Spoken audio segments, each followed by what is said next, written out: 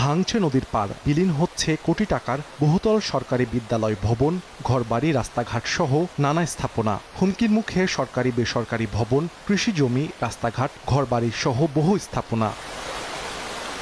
মানিকগঞ্জে নদ নদীর পানি বৃদ্ধির সঙ্গে সঙ্গে শুরু হয়েছে ভাঙন। শেষ সম্বলটুকু নিয়ে আতঙ্কে দিন কাটছে নদীপাড়ের বাসিন্দাদের। তাদের দাবি, দীর্ঘদিন ধরে ভাঙনের শিকার হলেও টেকসই ও স্থায়ী কোনো ব্যবস্থা না থাকায় বারবারই নদীতে হারাতে হচ্ছে ঘরবাড়ি, রাস্তাঘাট সহ নানা স্থাপনা। ভাঙনের চোটে আমরা থাকতে পারতেছি না, জমি সবই নদীতে চলে গেছে। প্রচুর ভাঙা, কিন্তু বেশি ভাঙছে। নদী ছিল ভাগে, এখন আমার বাড়ি নদীতে যায়। 2 ডিসেম্বর 3 ডিসেম্বর জমি নিয়ে বাড়ি করছি, সে বাড়িগুলি এখন নদীতে চলে যেতেছে। সামান্য একটু জায়গায় আশ্রয় নিয়েছি, তারপরে নদী ভাঙতেছে। থাকা খুব কষ্ট। এই স্কুলটা আমার ভরসা। ভালোভাবে সুব্যবস্থা দেখে এটা ভাঙান থামানোর ব্যবস্থা করে। কিছু ফেলানোর পরে যখন ভাঙন শেষ হয়ে চলে যায়, তো এটা স্থায়ী কোনো সমাধান পাচ্ছি না আমরা। বর্ষা মৌসুম আসলেই সবসময় চিন্তায় থাকি।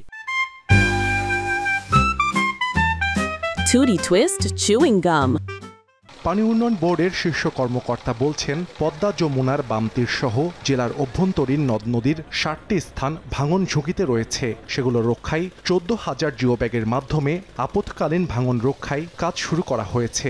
600 মিটার জায়গার কাজ আমরা বাস্তবায়ন করবো, আরো 400 মিটার বাকি থাকবে, সেইগুলো আমরা ধাপে ধাপে আমরা এটা সম্পন্ন করতে পারবো। স্থায়ী প্রতিরক্ষামূলক ব্যবস্থা গ্রহণ করার জন্য আমরা ডিপিপি কাজ প্রণয়ন চালিয়ে যাচ্ছি। পানি উন্নয়ন বোর্ডের দেয়া তথ্য মতে গত 7 দিনে দৌলতপুর উপজেলার ভারাঙ্গা সরকারি প্রাথমিক বিদ্যালয়ের 3তলা ভবন নদীতে বিলীন। এছাড়া 5টি বসতবাড়ি সহ 50 হেক্টর ফসলের জমিও চলে গেছে নদীতে।